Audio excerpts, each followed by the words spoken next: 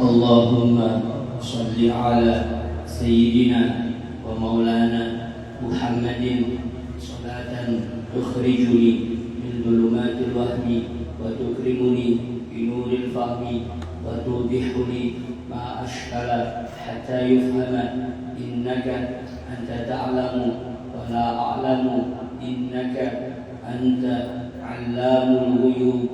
اللهم صل وسلم وبارك على سيدنا ومولانا محمد وآله النور المذهب للنسيان بنوره في كل لمحة ونفس عدد ما وسعه علم الله. الفاتحة بالقبول وتمام كل سر ومعمول وصلاح الشام ظاهرا وباطنا في الدين والدنيا والآخرة. والفاتحة لحضرة النبي سيدنا مولانا محمد صلى الله عليه وعلى آله وصحبه وسلم. ثم أرواح جميع مشايخنا ومشايخ مشايخنا وجميع آبائنا وأمهاتنا وجداتنا وجداتنا وأعمامنا وأماتنا وأخوالنا وخالاتنا وذوي وقرابتنا وجميع أحبابنا أجمعين. أن الله الكريم يغفر لهم ويرحمهم ويؤلي درجاتهم في الدين والدنيا والآخرة. وعلى هذه النية ولكل نية صالحة جالبة لخيرات الدنيا والآخرة. وعلى من هو به سلفنا الصالحون وجميع شيخنا والحضرة النبي سيدنا مولانا محمد صلى الله عليه وعلى آله وصحبه وسلم بسر النبي وآل النبي وبسر سورة الفاتحة.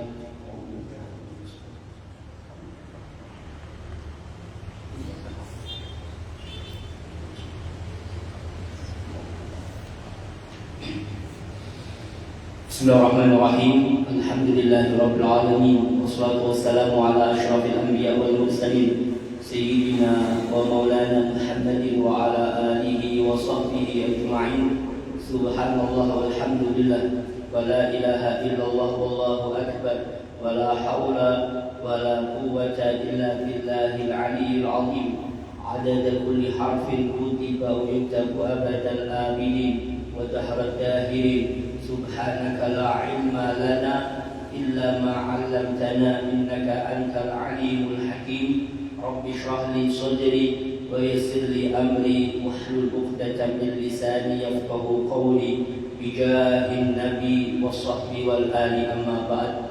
Faqala sayyidi wa ustadi hafizahullah wa ra'ah wa nafa'ana bihi wa bi ulumihi fid dharain amin. Ila an qala Anwa'ul buyu'i. Pembahasan kita pada sore hari ini di dalam tema macam-macam jual beli. Sebelumnya sama-sama kita bahas perihal transaksi dengan orang yang bisu. Maka transaksinya dibenarkan, tidak mengapa apabila si bisu ini adalah orang yang mana dengan isyaratnya itu semua orang bisa memahaminya dan tidak perlu dipertanyakan karena memang semuanya paham. Maka isyaratnya orang bisu itu seperti layaknya lafaz yang sholih, lafaz yang jelas bagi orang yang bisa bertutur kata. Jadi tidak perlu ada niatan. Demikian ya kemarin. Beda halnya kalau isyaratnya itu tidak semua orang memahaminya, hanya keluarganya atau orang terdekatnya yang memahaminya, maka itu kedudukannya sama seperti layaknya orang yang bisa bertutur kata tapi menggunakan lafaz yang kinayah. Jadi perlu harus ada niatan untuk menjual atau membeli biar transaksinya itu dibenarkan. Demikian kemarin. Intinya tidak mengapa walaupun tentu saja itu ya walinya yang bertransaksi. Demikian ini. Nah, kemudian di sini sekalian, pembahasan kita pada sore hari ini perihal macam-macam jual beli. Perihal macam-macam jual beli. Maka kata beliau sekalian, banyak bentuk dan macam cara orang melakukan transaksi jual beli yang marak dan tersebar di mana-mana, yang semua macamnya tersebut tidak terlepas dari tiga hal berikut ini. Jadi intinya macam-macam jual beli itu ada tiga macam tadi, karena memang dilihat dari barang itu ada di depan, dilihat atau tidak. Intinya ada tiga. Yang pertama, Bapak sekalian, macam transaksi yang pertama itu adalah transaksi jual beli terhadap barang yang terlihat dan tampak kepada si pembeli barangnya dan kepada si penjual harganya ketika terjadi transaksi jual beli tersebut. Jadi di sini sekalian, yang pertama itu barangnya terlihat dan juga harganya, atau dalam artian harga itu maksudnya uangnya itu juga terlihat.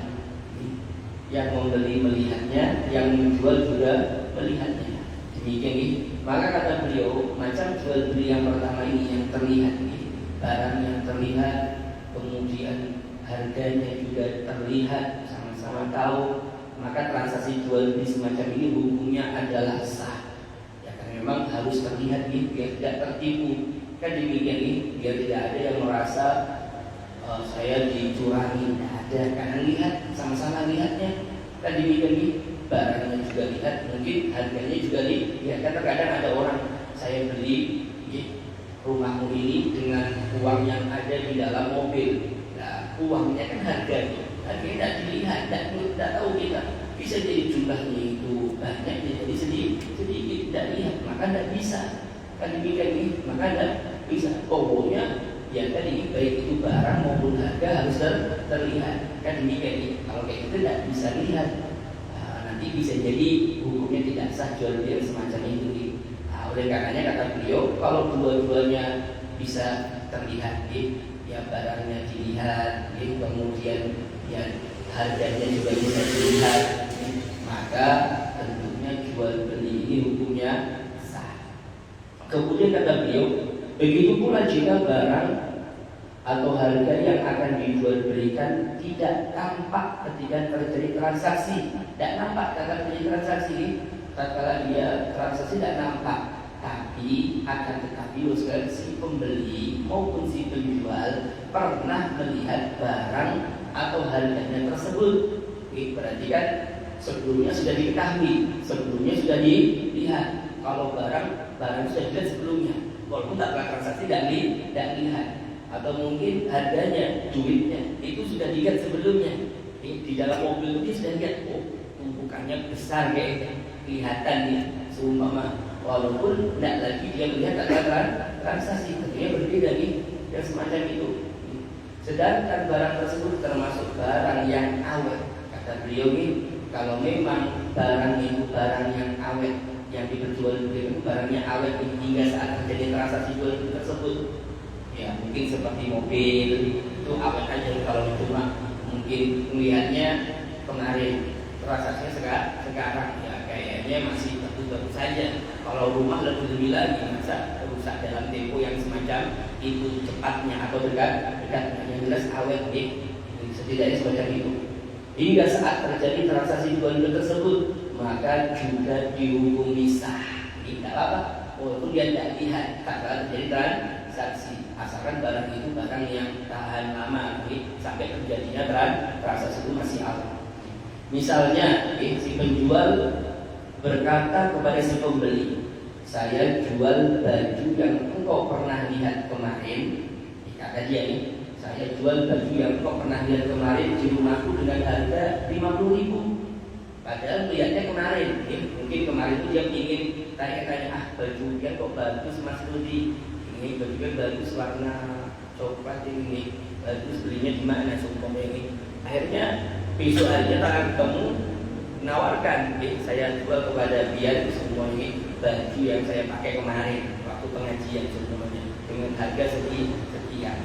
Saya lihatnya kemarin umumnya kan tidak masalah kalau baju tidak mungkin rusak dalam waktu semacam itu. Kan walaupun tanggal transaksi tidak dilihat. Adapun kalau itu sahih tidak apa-apa, tidak masalah karena hukumnya seperti layaknya dia melihat sebelumnya. Kalau melihat barangnya di depan itu jelas sahnya, itu tidak perlu diperbincangkan lagi karena jelas tidak mungkin ada tipu-tipu. Dia lihat kok, dia tahu kok, kualitasnya tahu, semuanya tahu. Nah, atau tadi sebelumnya dia lihat. Kemudian kata beliau, adapun jika barang dan harganya tidak tampak. Barang dan harganya itu tidak tampak ketika terjadi transaksi dan tidak pernah melihatnya sebelumnya. Sebelum terjadi transaksi jual beli tersebut, maka hukum jual belinya tidak sah. Demikian ini, ya, dia tidak pernah melihat baju sebelumnya, cuma asal mau beli bajunya aja, ya nggak sah. Atau mungkin duitnya nggak tahu jumlahnya berapa, karena dia saya beli baju dia dengan duit yang ada di dompet saya, dompetnya tidak melihat, maka tidak cukup, kecuali kalau dompet itu kelihatan duitnya yang ada di dalam dompet, maka cukup, karena dia setidaknya sudah pernah beli, tahu merah-merahnya banyak kayaknya, tidak apa-apa lah, dia sudah pernah melihat, walaupun tidak secara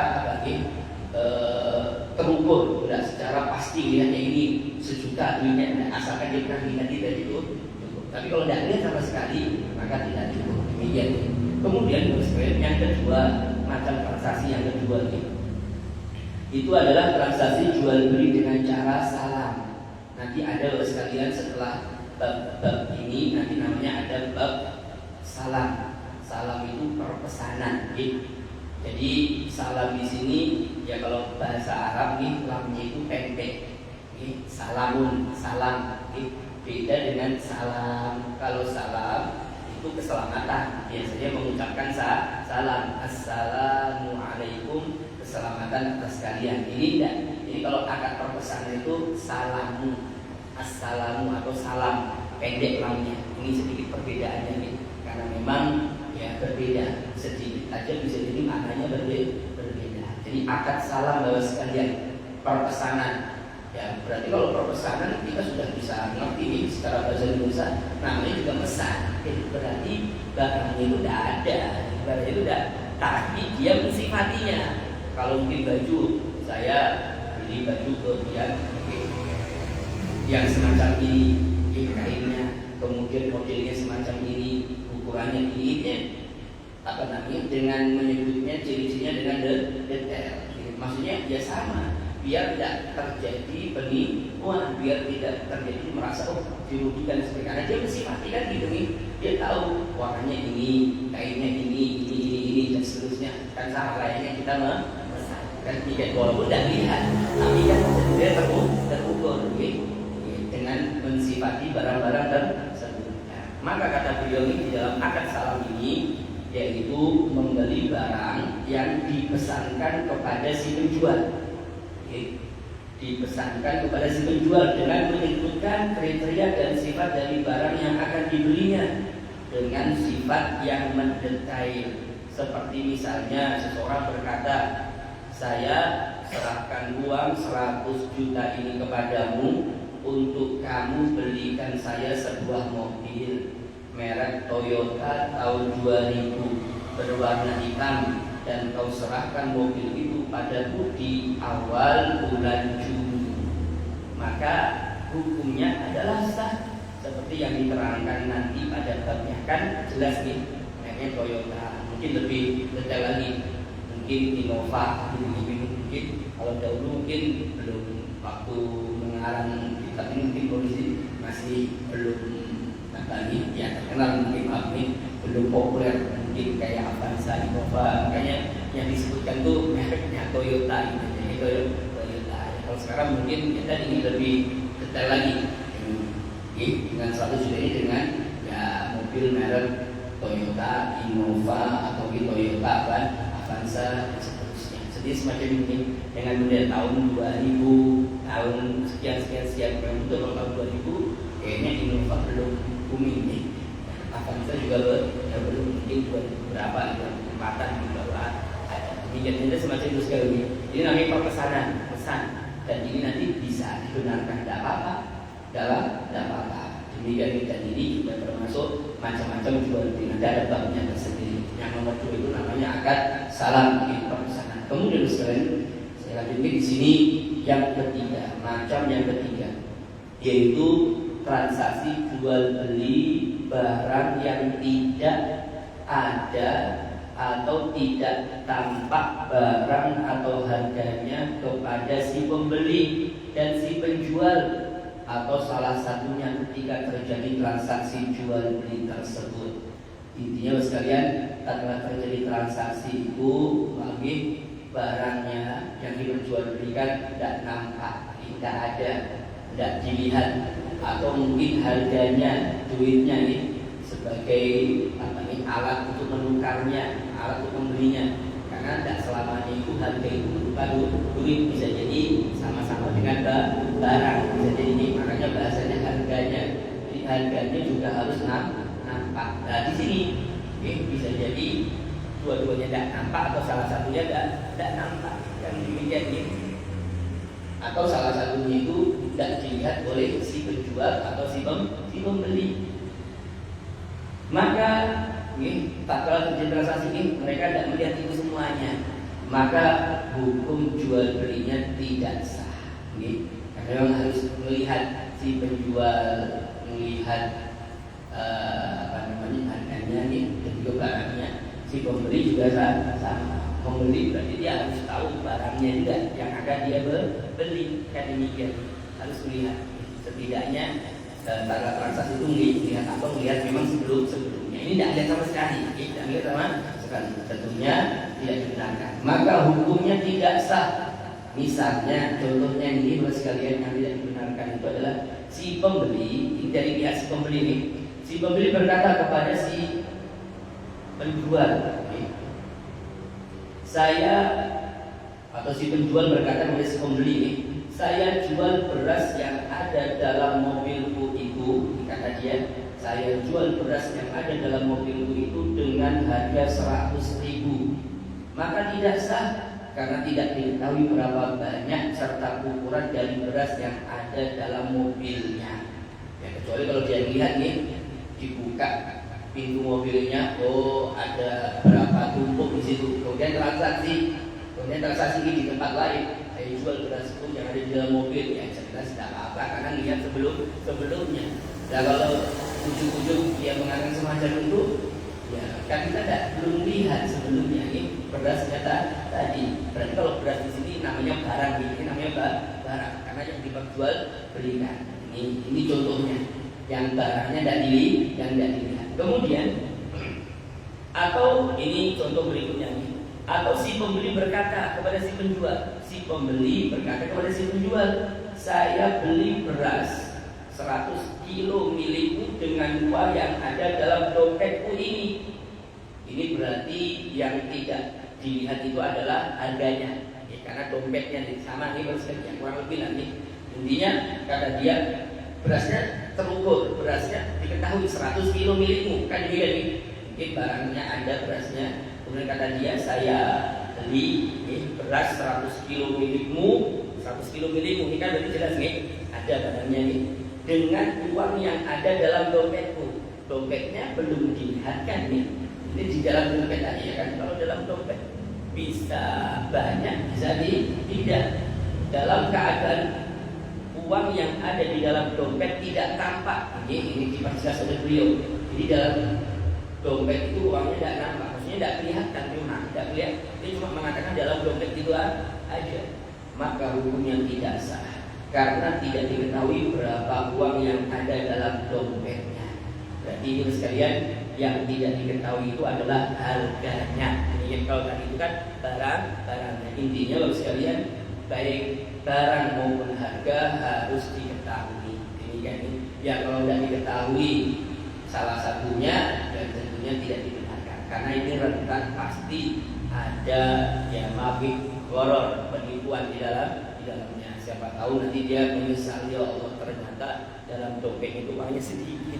Kan demikian. Atau mungkin ternyata di dalam mobil itu berasnya sedikit. Kan demikian sekalian. Karena kalau itu harus jelas nih, harus jelas sekiranya tidak ada unsur yang semacam itu. Kemudian kata bapak sekalian, jadi dalam transaksi jual beli barang yang akan dijual maupun harganya harus tampak kepada si pembeli dan kepada si penjual. Kalau tidak, maka tidak sah. Dan ini penjabaran berikutnya. Dan tidak harus diketahui atau tampak semuanya, tidak harus. Pokoknya kelihatan kita, jadi tidak harus melihat itu detail di kendaraan sendiri. Jadi kata beliau, dan tidak harus diketahui atau tampak semuanya atau secara mendetail, cukup walaupun diketahui sebagiannya. Misalnya si penjual berkata nih, ini contoh, jadi mengetahui itu harus mendetail. Pokoknya cuma sebagian aja sudah cukup. Contohnya harus kali ini, saya jual beras yang tampak olehmu itu dengan harga 100.000. Jadi beras itu nampak, kelihatan, walaupun dia tidak tahu dengan mendetail. Ini berapa tumpukan kilo seumpama ini, tidak secara detail dia mengetahuinya. Cuma nampak itu aja, ini nampak kelihatan memang. Tak pada dia itu kelihatan barang itu kelihatan walaupun tidak mendetail. Kemudian atau kata beliau, saya beli beras 100 kilo milikmu itu dengan harga berupa uang yang kamu lihat di depanku ini. Mungkin duitnya tertumpuk di sini duitnya dia. Dia tidak tahu secara detail, itu tidak tahu ini berapa juta, ini tidak ngerti. Kecuali kalau kelihatan ini baru ngambil dari bank, mas itu misalnya 10 juta berarti 1 kan itu lihat. Ini tumpukan kita aja. Cuma dia lihat, dia tahu. Kan aku beli beras 100 kilo milikmu dengan uang yang ada di hadapanmu. Dia lihat. Tadi kan setidaknya minimal itu melihat, walaupun tidak secara mendetail. Sedangkan si penjual melihat uang yang ada di depan si pembeli, maka hukumnya sah jual belinya, walaupun tidak mengetahuinya secara detail jumlahnya. Jadi intinya harus mendetail, asalkan melihat saja maka sudah cukup. Karena dengan melihat sebagiannya dia dapat mengira-ngirakannya, walaupun ternyata perkiraannya meleset. Tapi kan setidaknya dia sudah tahu, bisa prediksi. Tumpukannya banyak, bisa jadi ya ada untungnya kan intinya ini. Walaupun nanti perkiraannya meleset. Beda halnya kalau tidak tahu sama sekali. Kalau tidak tahu sama sekali ya ini jelas kemungkinan tertipunya itu mungkin besar kan ini ya kan setidaknya dia prediksi tumpukan berasnya banyak kayaknya cuma kan bisa diprediksi. Kalau mungkin meleset tidak banyak kan demikian ini. Nah, tetap ini walaupun boleh ya tetap kan lebih bagusnya itu ya disebutkan secara detail. Jadi maksudnya ini berasnya jumlahnya sekian kilo. Kalau duit dikumpul itu berarti ya sekian juta, itu bagusnya. Cuma kan di sini kalau kita bicara tentang sah atau tidaknya, maka secara melihat aja walaupun tidak mendetail itu sudah sah. Demikian ini.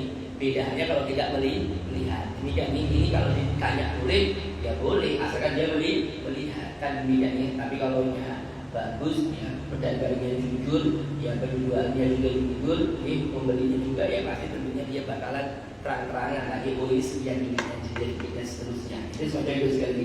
Yang jelas dengan mengirakan semacam itu walaupun ternyata perkiraannya meleset maka tetap sah tidak apa dan salah. Semuanya meleset dan salah perkiraannya, maka tetap sah hukumnya. Sedangkan kalau ternyata dia rugi maka salah sendiri. Kenapa dia tidak menghitungnya dan melihatnya secara mendetail? Walaupun sebetulnya sah, tapi kalau nanti rugi ya jangan salahkan salah siapa. Ya kalau bagusnya secara mendetail dihitung duitnya biar nyamannya.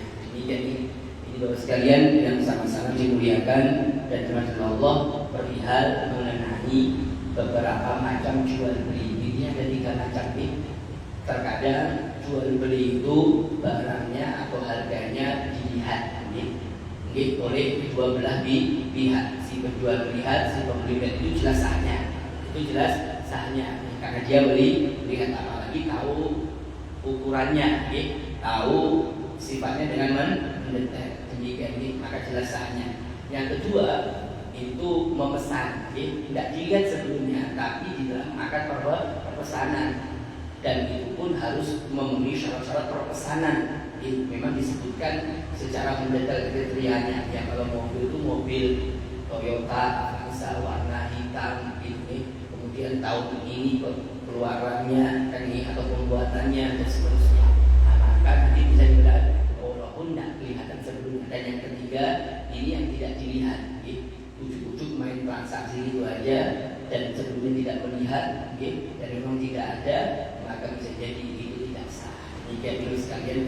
sama-sama dimuliakan dan dirahmati Allah. Kemudian Bapak sekalian, mari kita lanjutkan di dalam bab berikutnya. Di sini disebutkan bab yang kedua tentang riba. Bab yang kedua tentang riba ini sudah masuk ke macam transaksi berikutnya nih. Karena kemarin kan pembahasannya tentang masalah jual beli. Nah, jual beli itu ya kayaknya nih penjabarannya, syarat-syaratnya, rukun-rukunnya.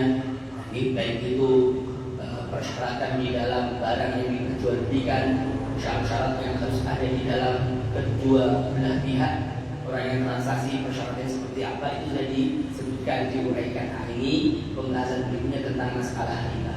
Karena terkadang riba ini juga termasuk salah satu macam transaksi. Demikian ini. Kata beliau sekalian, muamalah itu transaksi. Muamalah riba adalah sesuatu yang mewabah saat ini, sehingga kalau kita tidak berhati-hati maka kita akan terjerumus ke dalamnya. Oleh karena itu penting kiranya bagi kita untuk mengetahuinya dengan benar seluk-beluk dari hukum transaksi riba, sehingga kita akan terhindar dari transaksi riba yang diharamkan itu. Beliau setelah beliau menyebutkan masalah riba ini, beliau menyebutkan perihal definisi riba. Kata beliau, pengertian kalimat dalam bahasa Arab adalah az-ziyadah. Jadi riba itu sekalian secara bahasa memiliki makna az-ziyadah. Ziyadah itu ya kalau diartikan bahasa Indonesia yang mempunyai arti bertambah atau tambahan. Ziyadah berarti tambahan, riba. Dan riba itu juga sama nih. Riba itu dari yarbu. Riba itu bisa digunakan untuk kalimat apa nih? Untuk berkembang biak. Makanya ya memang demikian, namanya juga riba ya. Ya kalau tadi utang piutang itu beranak bertambah. Semacam lalu sekalian, jadi semacam ini. Jadi riba itu bisa juga dinamakan ziyadah bertambah atau nanti berkembang biak, tambah besar, tambah banyak, tidak sesuai dengan ukuran sebelumnya. Itu riba secara bahasa maknanya semacam itu.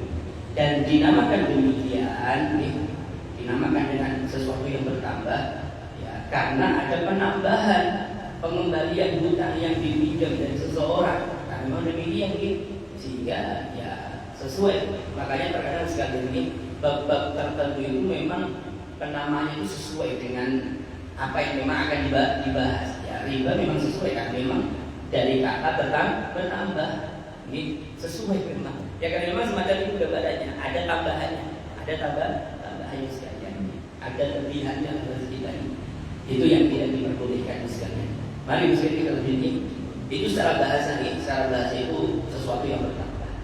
Kemudian sedangkan menurut arti syar'i atau menurut arti agama, tatkala kita sudah menyebut lafaz riba di dalam agama, maka tentunya riba itu bukan hanya sekedar bertambah ya, tapi kan ini ada penjabarannya, ada maknanya secara khusus. Walaupun secara bahasa riba itu ya tadi kan sesuatu yang bertambah, sesuatu yang bisa berkembang biak, kan ini yang beranak pinak lah ya. Dan kalau secara syar'i tentunya ada maknanya yang tersendiri.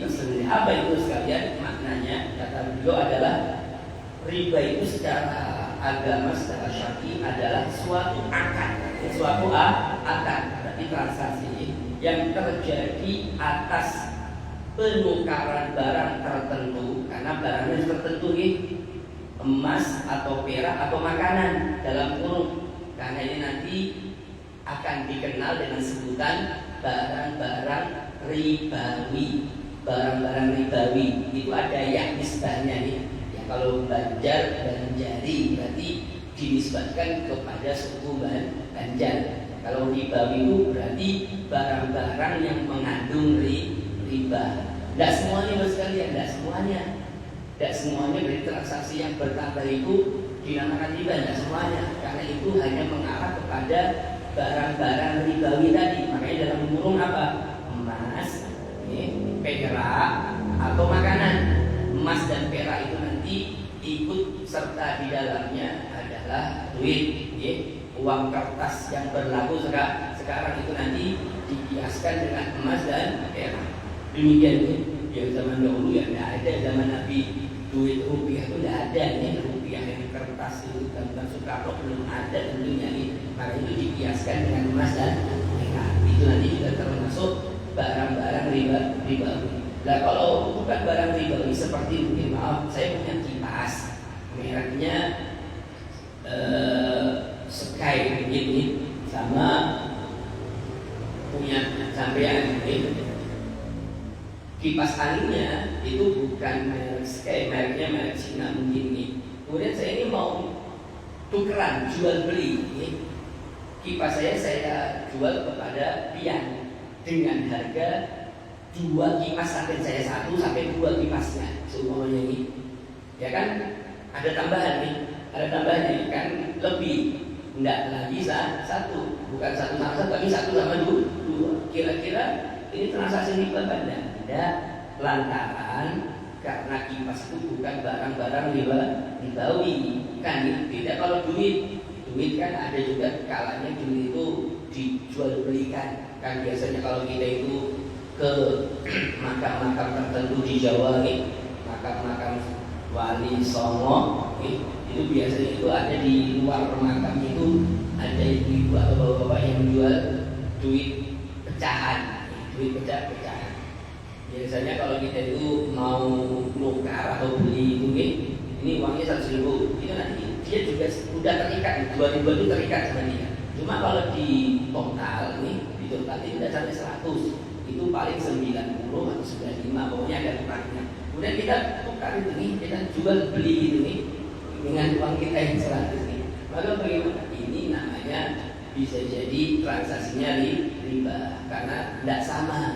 Kenapa? Karena itu uang itu mengandung unsur ribawi. Demikian mengandung unsur ribawi. Kalau mengandung unsur ribawi, caranya harus sama nominalnya biar tidak terjadi transaksi riba. Demikian maka sama seperti emas dengan emas dengan emas. Walaupun emas saya ini 24 karat, emasnya sampai 23 atau di bawahnya seumpama kan secara nominal, secara harga beda ini kan demikian tapi ini sama-sama emasnya. Berarti bagaimana? Tatkala kita tukar-menukar emas dengan emas, maka harus sama ukurannya, harus sama, tidak boleh beda.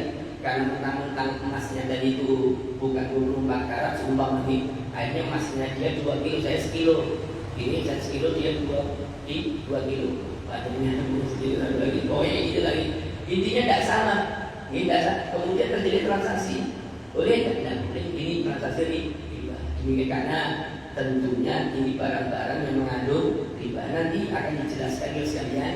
Itu nanti bisa tidak terkena hukum riba kalau ukurannya sama, kalau diserahkan secara langsung. Ini diantaranya ini harus langsung. Beda halnya kalau mungkin walaupun ukurannya sama, tapi penyerahannya nanti, maka khawatir ini juga termasuk transaksi riba. Karena nanti kita sekali emas dan perak itu nanti sama halnya dengan uang, karena uang itu dikiaskan dengan emas dan perak.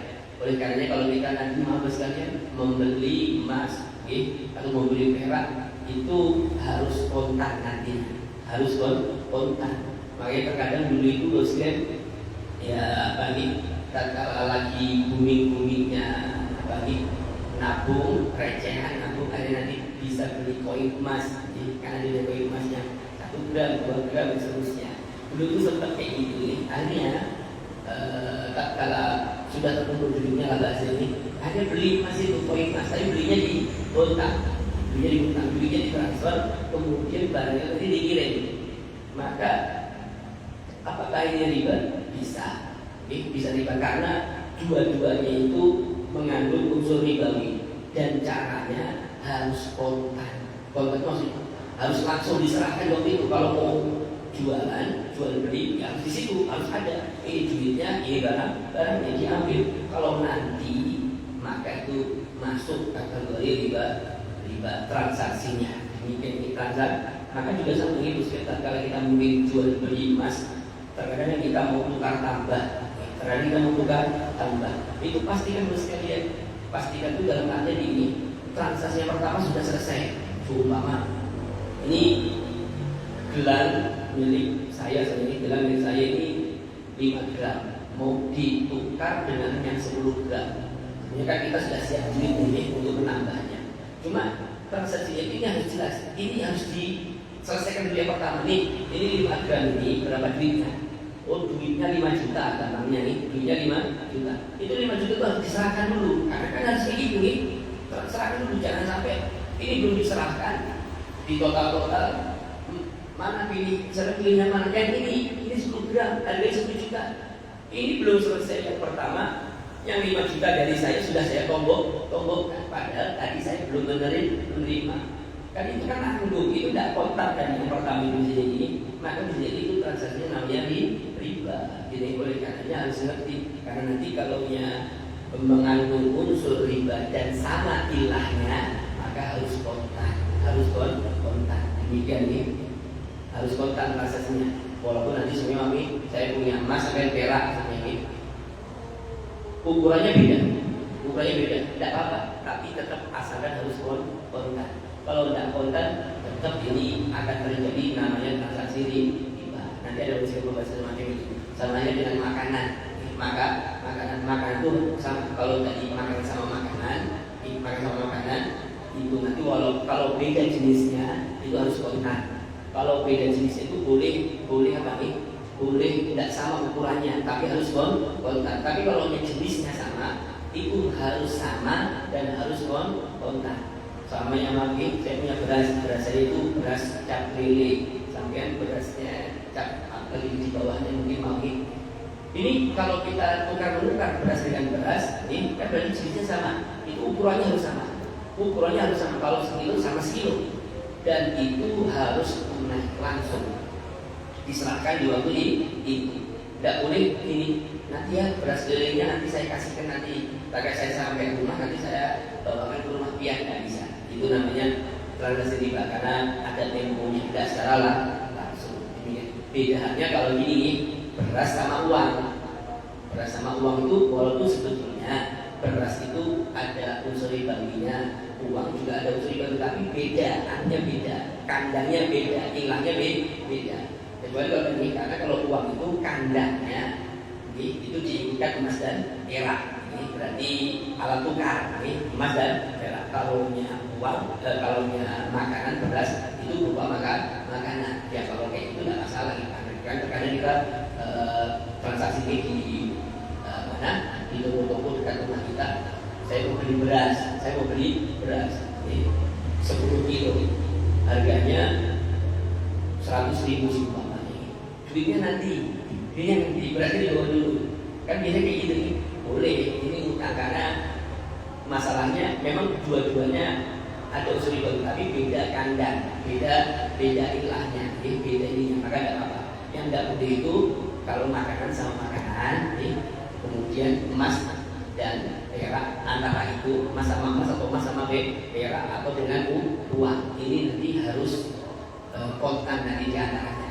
Kalau beda jenis, ini ini. Jadi intinya secara syar'i yang namanya riba itu adalah satu akad yang terjadi atas penukaran barang tertentu. Jadi di sini pentingnya penukaran barang tertentu, emas atau perak atau makanan yang tidak diketahui kesamaannya dalam ukuran timbangan syariat agama Islam ketika terjadi akad, dan itu disebut riba fadl, atau dengan mengakhirkan penyerahan barang atau harganya setelah terjadi transaksi tanpa menyebutkan waktu, dan itu disebut riba yad, atau dengan menyebutkan waktu kapan terjadinya penyerahan, dan itu disebut riba nasab. Jadi nanti bos sekalian, riba itu ada 3 macam, dan bahkan sebagian mengatakan ada 4 macam. Riba fadl itu kelebihan, fadl itu kelebihan ukuran. Ya kayak tadi, ya 1 kilo dengan 2 kilo itu jelas itu fadl itu beda ukurannya.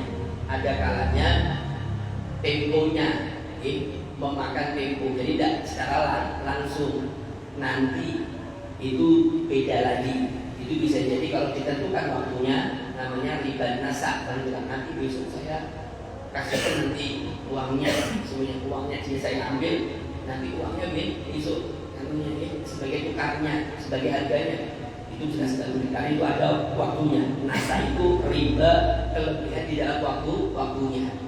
Atau riba liat, kalau riba liat itu tidak diserahkan secara langsung, nanti perkiraannya, maka juga salah, itu nanti juga termasuk bagian dari riba. Makanya dari sekalian fatwa transaksi ini harus diserahkan secara langsung. Dan nanti demikian itu nanti ada pembahasan sekalian perihal macam-macam riba. Yang jelas ini nanti bisa terjadi dalam catatan apabila transaksinya di dalam barang-barang ribawi. Dan di dalam barang-barang ribawi, barang ribawi itu gampangnya emas dan perak, atau uang, yang berlaku sekarang dengan makanan.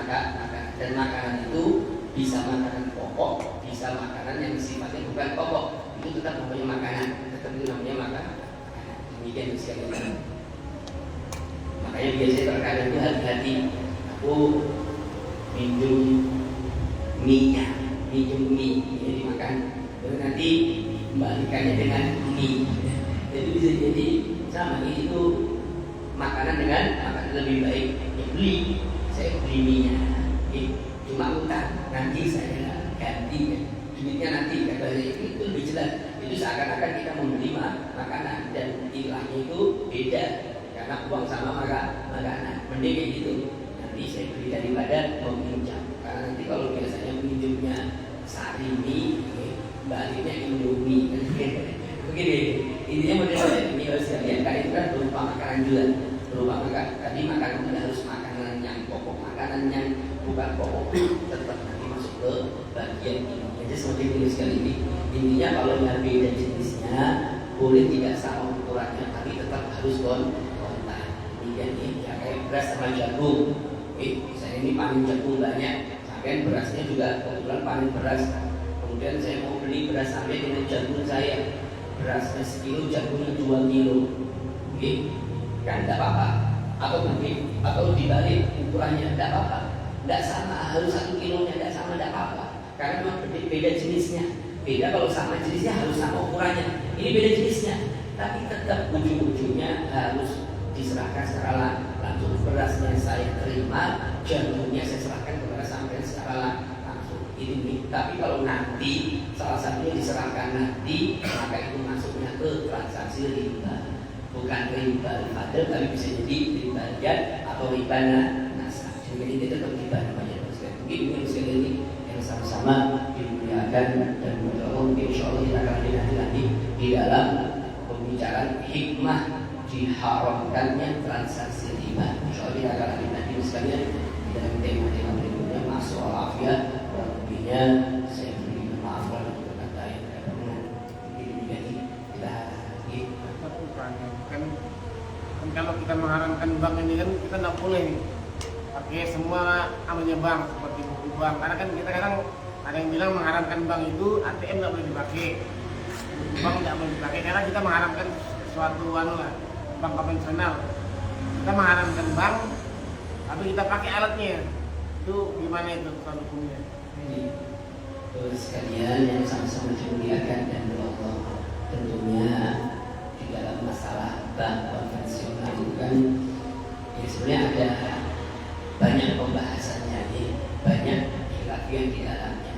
Makanya kalau kita bisa berjaga-jaga tidak bertransaksi dengan bank, maka alangkah baiknya.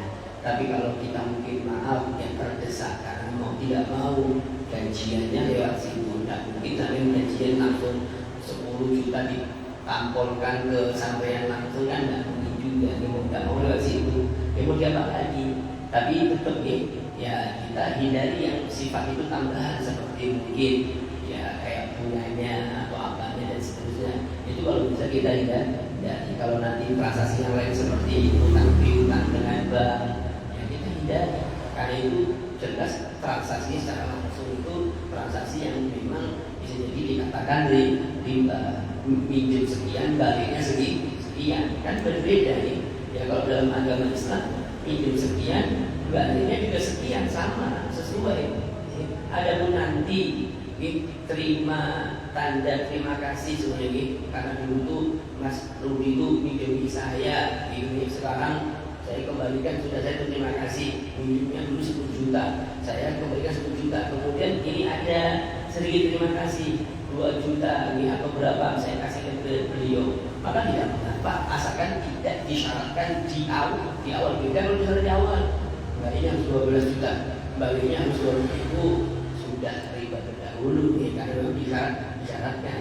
Makanya dalam agama itu dianjurkan kita itu untuk membalas kebaikan orang lain, walaupun ya tidak harus, karena tidak harus balik 2 juta tambah itu ya sama aja dengan riba ya,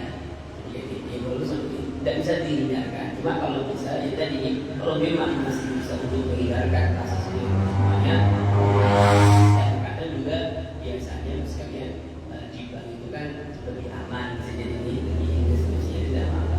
Ya kalau semuanya dibolehkan, semuanya kiai-kiai atau siapapun itu tidak di bank kerjanya. Cuma kalau bisa ya jangan transaksi yang sekiranya itu betul-betul dipakai utang di sana. Kalau bisa dihindari. Kalau cuma nabung aja tidak pernah karena itu memang demi keamanan manusia. Ibu yang sekalian.